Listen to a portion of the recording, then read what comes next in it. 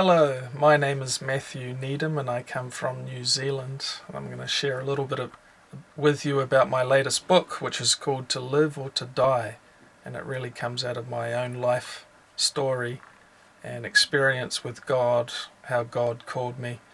In my teenage years I went through a number of problems, certainly that causing me to have suicidal thoughts and almost to destroy myself. But thankfully when I was 16 years old I got invited to a Christian youth camp and was powerfully touched by God at that youth camp, which totally changed my life, set me on fire for God and for sharing the gospel.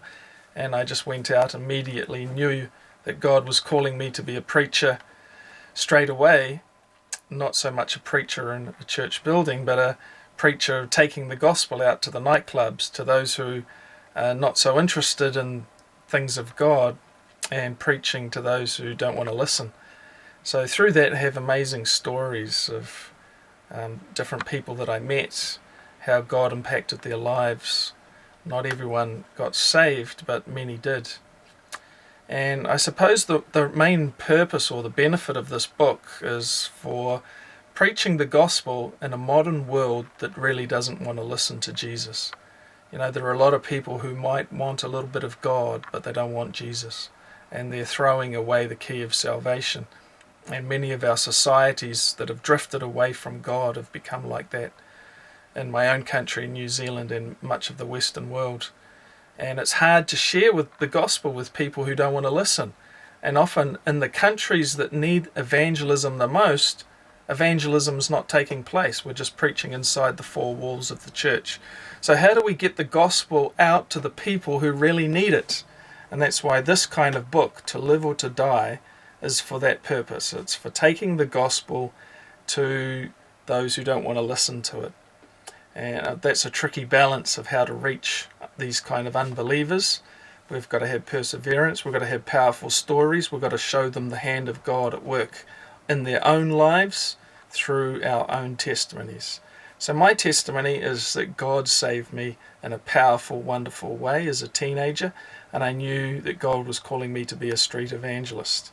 So street evangelism, it's not easy. Nightclub evangelism is not easy, but it's where the action is, when you see God touching people and saving people.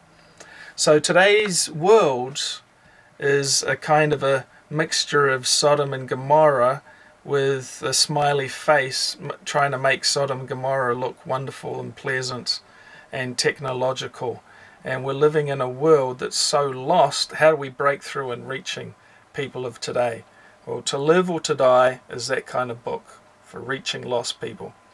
So again, I'm publishing my book. My first one was called The End of the World.